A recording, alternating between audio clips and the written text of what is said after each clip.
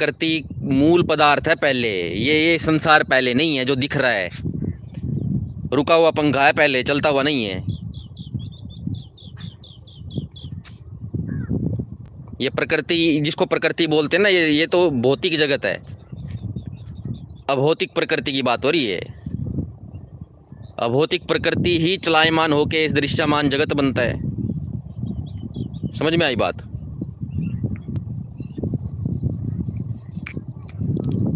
अद्वैत वेदांत में तो तुम ईश्वर को ही आत्मा मानते हो।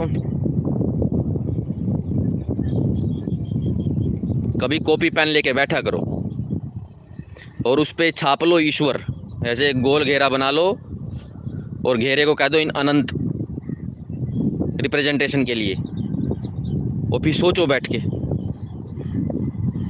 हैं कहाँ का ईश्वर फंसेगा।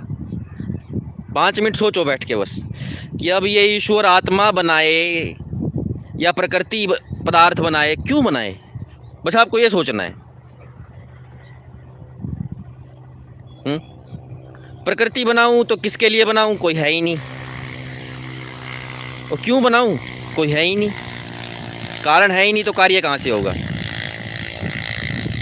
और अपने आप को आत्मा में परिणीत करूं, क्यों करूं, इतना महान पराक्रमी ईश्वर सर्वज्ञ, वो अपने आप को कहाँ से फंसाएगा। दिक्कत तुम्हारी पता क्या है, ये अब्राहमिक सिस्टम ने हमारा इतना लल्लू पंजू बना दिया है, बिल्कुल हमको निचड़ लिचड़ बना दिया। अब मान लो कि सर्वव्यापक ईश्वर है, जो वो यहाँ पे भी है, वो यहाँ पे भी है। मान लो कि अभी कुछ नहीं बना है, ना आत्मा है ना प्रकृति है, कुछ भी नहीं है, सिर्फ परमात्मा है। यहाँ का परमात्मा भी सर्वव्यापक सर्वशक्तिमान, यहाँ वाला भी, वैसे तो एक ही है ये, लेकिन मैं आपके लिए समझा दूँ, यहाँ वाला परमात्मा और यहाँ वाला परमात्मा, वैसे तो इतना ही बोलने से ही काफ़ी हो जाना चाहिए। ये क्या मूर्ख है, इधर वाला गधा है क्या ये?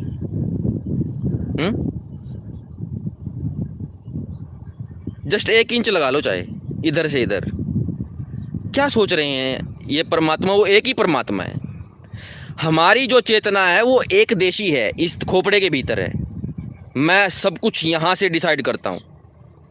आपके साइड में मैं यहाँ से भी कुछ नहीं कर रहा हूँ, इवन मेरा हाथ में भी मुझे यहाँ महसूस नहीं होता, मैं यहाँ पे भी महसूस नहीं करता मैं अपने आप को। आपके पास तो छोड़ दो, दूर की बात है वो तो। परमात्मा का जो वो है ना कि अपना अस्तित्व कि मैं परमात्मा, वो सर्वव्यापक है, वो भी सर्वव्यापक है, सर्व सूक्ष्म है। तो अपने आप को कहाँ से चूतिया बनाएगा परमात्मा, मुझे ये बता दो बस। कुछ भी नहीं है अभी, सर्वज्ञ है, वो जानता है कि यार ये प्रकृति में बनाऊंगा ना, ये साली मुझको ही ठग लेगी, चलो मैं बनाता हूँ। फिर तू सर्वज्ञ किस काम का है? फिर तू सर्वज्ञ किस काम का है भाई?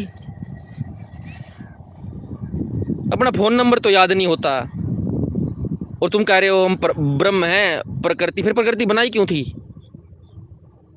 दिक्कत पता क्या है, ये अद्वैत वेदांत तब तक होता है जब तक आदमी बहिर्मुखी होता है। 5 मिनट भी बैठ के सोच ले, इवन क्लास में भी ध्यान से देख ले कि यार ये इतना गहरा शरीर, बड़े बड़े वैज्ञानिक अब तक इसको नहीं जान पाए इसके अंदर क्या कार्यक्रम है, और इसको मैंने ही बनाया है खुद अपने आप से एज ए परमात्मा। क्यों? कि मैं इसमें फंसूंगा और फिर मैं खुद की ही उपासना करूंगा कि हे संदीप बचा ले। अगर मैं पानी में डूबूं तो मैं ये करूंगा कि संदीप बचा ले। इसका मतलब ये है कि कहीं कोई दूसरा संदीप खड़ा होगा। अब कोई कहे कि मुझे किसको बुला रहा है, कौन संदीप, कि वो मैं ही तो हूं। इतना गधा भी कौन हो सकता है? ये विनोद का विषय, हास्य का, ये चुटकुला बनता है ऐसे।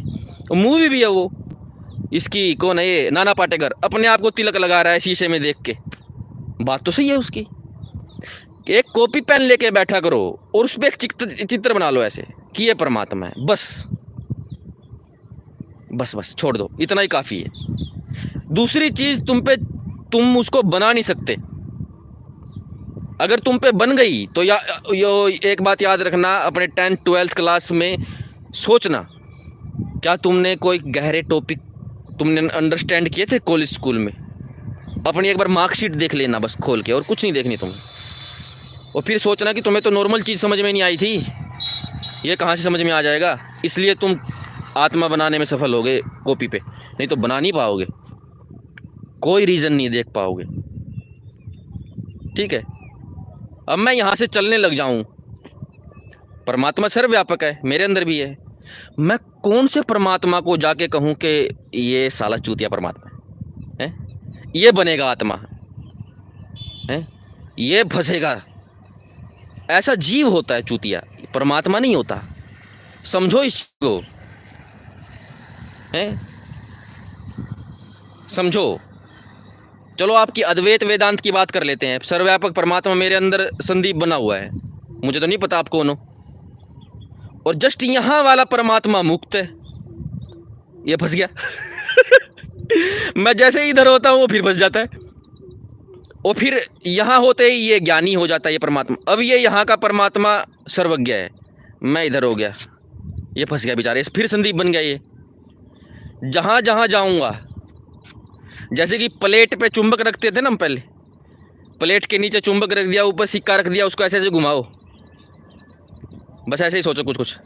देखो ये पद्दू बन रहा है परमात्मा, संदीप बन रहा है, जिसको कुछ भी नहीं पता है। सूरज का वेट कितना है अभी गूगल करना पड़ेगा।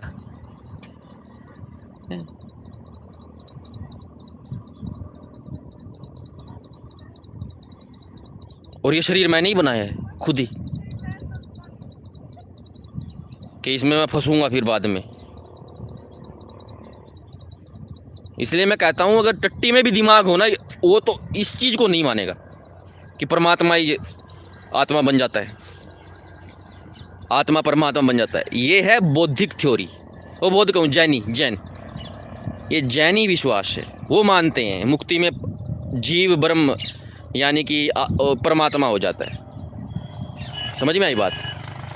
और एक ही बात है, अगर आप सोचो तो ईश्वर को परमात्मा इसलिए कहते हैं कि वो हमारे अंदर भी व्यापक है। अगर वही वो है तो किसके अंदर व्यापक है? फिर उसको आत्मा क्यों कहेंगे? सिंपल बात है। अगर मेरे अंदर वो है तो मैं कौन हूँ? अगर मैं वही हूँ तो फिर मेरे अंदर बाहर का हिसाब किताब कैसे करोगे? हैं? बताओ। कमरे के अंदर आप खड़े हो, एक कांच की गेंद है, एक मार्बल है, कंचा है, ट्रांसपेरेंट कंचा, इतनी बड़ी गेंद, उसके अंदर लाइट आर पार हो रही है। लेज़र लाइट मारो तो लेज़र लाइट उस कांच की आत्मा हो गई। अगर लेज़र लाइट ही कांच है तो फिर उसको हम अंदर क्यों कह रहे हैं? ये सोचो। 1,00,000 तर्क बन सकते हैं इस पे, 1,00,000 तर्क। दिक्कत पता क्या है? फिर शंकराचार्य पागल थे? नहीं, शंकराचार्य त्रेतवादी थे। उनकी बात पढ़ो कि उपासक और उपास्य एक नहीं हो सकता। उपासक और उपास्य एक नहीं हो सकता। अगर आपके पास पैसे नहीं है, उदाहरण के लिए आपके पास पैसे नहीं है, तो क्या आप चल के जाओगे अपने ही पास कि संदीप भाई, हाँ भाई पैसे, ये किसी प्ले में हो सकते हैं, नाटक में हो सकता है, मजाक का मस्खरे काम है ये, ठीक है, क्लाउन। 5 मिनट सोचना चाहिए आपको। अभी भी हमें बहुत नॉलेज है इस शरीर में भी। अपना और डिक्लाइनमेंट और करो, अपने लिए कुछ ऐसा एक और फंसा लो अपने आप को दोबारा, और फिर इसी से मदद मांगो। कैसे चलेगा? ये कितना भ्रम है इस चीज़ में। ये ब्रह्मवाद है, ये ब्रह्मवाद नहीं है, ये ब्रह्मवादिता है। दूसरे के माने बगैर तो काम ही नहीं चलेगा तुम्हारा, और ईश्वर की दया प्रकट भी नहीं होगी। ईश्वर चाहता तो हमें तो बिल्कुल महान बनाता। आप अपने बच्चे को ही चाहते हो बचपन से ही कंप्यूटर बने साला, हैं? हर बाप चाहता है कि उसका बेटा उससे भी 4 चंदे ऊपर हो, धन बल बुद्धि सामर्थ्य सब चीज़ में। एक वो हमारा परमपिता, आप तो अनंत, और हमें ऐसा, एक्चुअल में हमारी औकात तो चींटी भी तो जीव ही है, उससे भी छोटा बना रखा हमको। ठीक है, इस पे तो इतनी बात बन सकती है। दिक्कत बस यही है, आदमी परमात्मा से नहीं डरता, डरता है प्रवर्तक से कि यार फिर तो शंकराचार्य गलत नहीं हो जाएगा, फिर तो वो पैगंबर जो है मोहम्मद वो गलत नहीं हो जाएंगे, फिर तो जीसस गलत नहीं हो जाएगा, फिर तो वो गलत नहीं हो जाएगा। परमात्मा की प्राप्ति में बुद्धि सब लगाते हैं, उनके प्रवर्तक रोक लेते हैं उनको। परमात्मा को तो सब मानते हैं, मैक्सिमम जनता दुनिया मानती है। दिक्कत आती है उस परमात्मा के प्रवर्तक ने तुमको क्या बोल दिया। अगर तुम्हारा तर्क उसके खिलाफ चला गया तो फिर भाई परमात्मा, फिर तो वो भी नहीं होगा जो वो नीचे, क्यों, वो जीव है, वो गलतियां कर सकता है। और शंकराचार्य ने गलती कोई नहीं की, उनको तो मारा गया 32 साल की उम्र में, मेरी उम्र में, मैं 31 को हो जाऊंगा अब।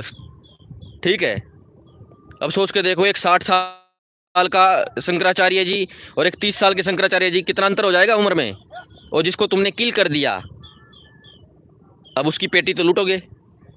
पबजी में तुमने किसी को मार दिया, अब उसका एटेक्स, उसका AWM उठाओगे ना, उसकी अच्छी बंदूकें उठाओगे, घाड़मेल करोगे। बस वही उनकी पेटी उठा करके घाड़मेल कर दिया, जैन शास्त्र का, जैन मत वहाँ डाल दिया। नहीं तो वैदिक मत में तो कुछ है ही नहीं कि जीव ही ब्रह्म बन जाता है। इवन उल्टा मना किया है, कोई भी शांत अंत वाली चीज़ अंत, वो कभी भी अनंत नहीं बन सकती। ठीक है, अब कोई आदमी उधर से भागा आए और मेरे पास आके खड़ा हो जाए कि भाई मैं अनंत के लिए भाग रहा हूँ, मैं अनंत पे आ गया क्या,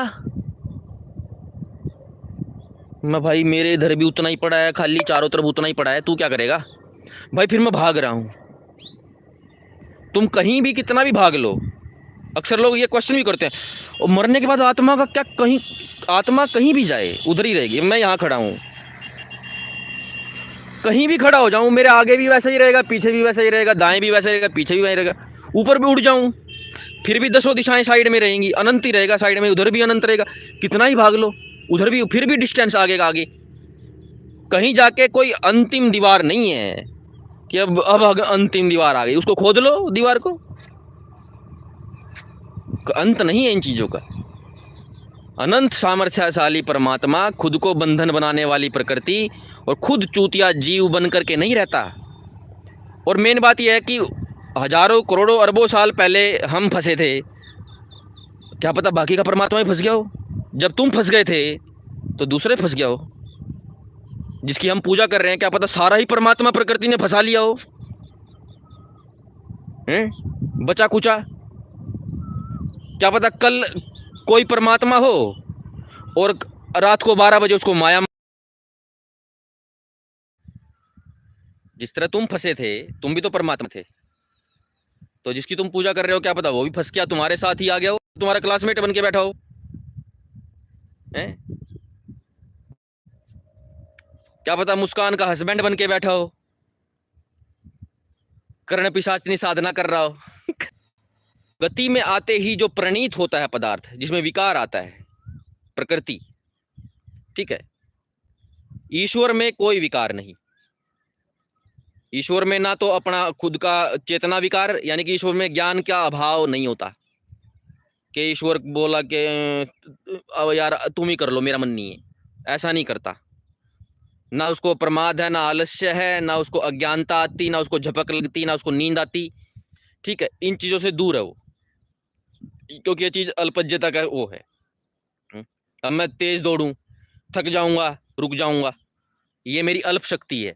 लेकिन अगर मैं ये कहूं कि क्या परमात्मा तेज दौड़ के थक के नहीं रुक सकता, नहीं, वो नहीं रुक सकता, क्योंकि वो सर्वशक्तिमान है, इसलिए नहीं रुक सकता।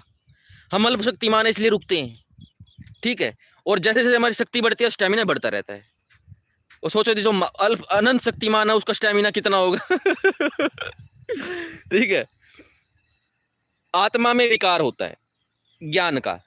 हम आज थोड़े ज्ञानी, कल लंपट हो गए, फिर ज्ञानी हो गए, फिर लंपट हो गए, मुक्ति से भी आना पड़ता है हमको। तो ये आत्मा में विकार होता है ज्ञान का। एज ए एग्जिस्टेंशियल मटेरियल आत्मा में विकार नहीं होता।